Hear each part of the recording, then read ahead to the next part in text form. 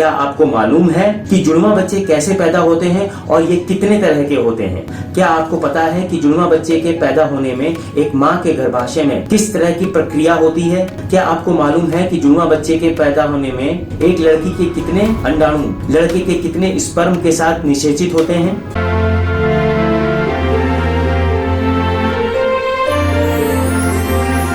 नमस्कार दोस्तों, आप देख रहे हैं चैनल शरद जी और मेरा नाम है शरद कुमार। आपका स्वागत है मेरे इस चैनल पे और आज का टॉपिक है हमारा जुड़वा बच्चे। आप लोगों में से कई लोगों के साथ ऐसा हुआ होगा कि अगर आपकी शादी किसी जुड़वा बच्चे के परिवार में लड़के या लड़की से हो जाती है तो आप अपने पति और पत्नी को पहचानने में धोखा खा जाते हैं।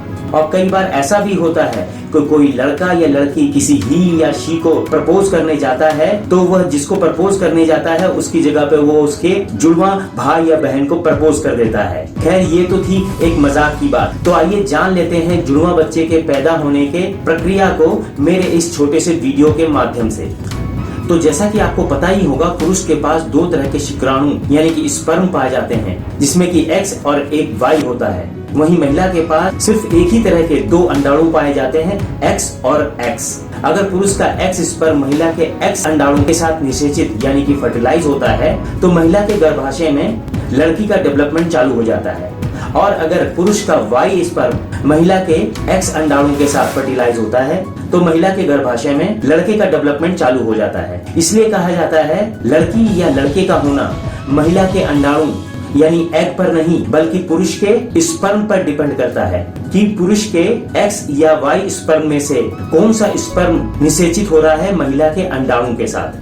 महिला के गर्भाशय में जुड़वा बच्चों की प्रक्रिया समझने से पहले हम सबसे पहले समझ लेते हैं कि महिला के गर्भ में नॉर्मल गर्भ धारण करने की क्या प्रक्रिया होती है। इस प्रक्रिया में महिला की जो योनि होती है उसके ऊपर ठीक सेंटर में एक बच्चेदानी यानी यूट्रस होता है और इस यूट्रस के दोनों तरफ एक एक फिलोपियन ट्यूब होती है और इन दोनों फिलोपियन ट्यूब के एंड पर एक एक अंडाशय होता है जिसे कि हम ओवरी के नाम से जानते हैं। इसी अंडाशय यानी ओवरी में एक अंडा हर महीने तैयार होता है और ये अंडा अंडाशय से निकलकर फिलोपियन ट्यूब में आ जाता है। और यदि इसी समय महिला और पुरुष सेक्स करते हैं और इस दौरान पुरुष के योनि से निकला हुआ शुक्राणु यानी स्पर्म महिला के योनि के रास्ते से गर्भाशय से होते हुए फिलोपियन ट्यूब में अंडाशय के पास पहुंच जाता है तो इसी स्टेज पे पुरुष के स्पर्म का महिला के एग के साथ फर्टिलाइजेशन यानी निषेचन की प्रक्रिया होती है, जिसके उपरांत फर्टिलाइजेशन की वजह से जाइगोट यानी युग्म कोश बनता है और यही जाइगोट महिला के गर्भाशय में जाकर उसकी परत पर चिपक जाता है और जिसका डेवलपमेंट एक बच्चे के रूप में होने लगता है। तो यह तो थी एक नॉर्मल एक बच्चे की प्रेगनेंसी का प्रोसेस। तो अब जुड़वा बच्चों की प्रेगनेंसी के प्रोसेस को समझने से पहले हम जान लेते हैं कि कितने तरह के जुड़वा बच्चे होते हैं। तो आपकी जानकारी के लिए हम आपको बता दें कि मुख्यतः दो तरह के जुड़वा बच्चे पाए जाते हैं। पहला मोनोजाइगोटिक यानी कि आइडेंटिकल ट्विंस, दूसरा डाइजाइगोटिक यानी नॉन आइडेंटिकल ट्विंस। तो अब हम समझ लेते हैं कि मोनोजाइगोटिक और डाइजाइगोटिक प्रेगनेंसी के प्रोसेस को। मोनोजाइगोटिक प्रोसेस के अंतर्गत जब एक अंडाणु महिला के अंडाशय से निकलकर फिलोपियन ट्यूब में जाकर पुरुष के एक शुक्राणु यानी स्पर्म के साथ निषेचित होने के बाद तो जाइगोट, जिसको युग्म कोश भी कहते हैं, बनाता है।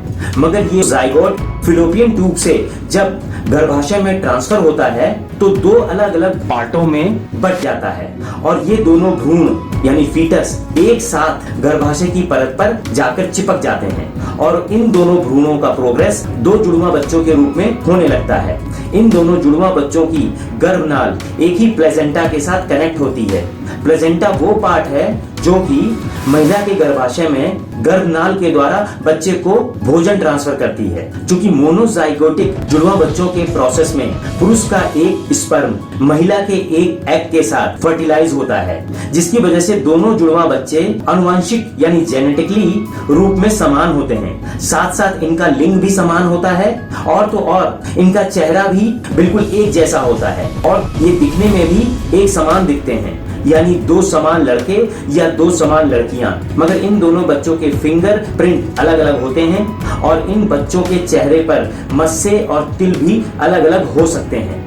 वहीं अगर हम डाइजाइगोटिक यानी नॉन आइडेंटिकल जुड़वा बच्चों की बात करें तो इस प्रोसेस में महिला का अंडाशय एक ही समय में दो अंडाणुओं का डेवलपमेंट करता है और ये दोनों अंडाणु यानी एग महिला के अंडाशय से फिलोपियन ट्यूब में ट्रांसफर होता है, जो कि पुरुष के दो अलग अलग स्पर्म यानी शुक्राणु के साथ निषेचित होते हैं, जिसकी वजह से दो भ्रूणों का डेवलपमेंट होता है और ये दोनों भ्रूण फिलोपियन ट्यूब से ट्रांसफर होकर के महिला के गर्भाशय के परत पर अलग अलग जाकर चिपक जाते हैं, जिसकी वजह से दो अलग अलग जुड़वा बच्चों का डेवलपमेंट चालू हो जाता है और इन दोनों बच्चों की गर्भनाल अलग अलग प्लेजेंटा के साथ कनेक्ट रहती है। चूंकि डाइजाइगोटिक दो अलग अलग अंडाणु और शुक्राणु के साथ निषेचित होते हैं, इसलिए ये जुड़वा बच्चे आनुवंशिक रूप से एक समान नहीं होते हैं और इनका लिंग भी एक समान नहीं होता है। साथ साथ ये दिखते भी अलग अलग हैं, यानी एक लड़का और एक लड़की हो सकती है।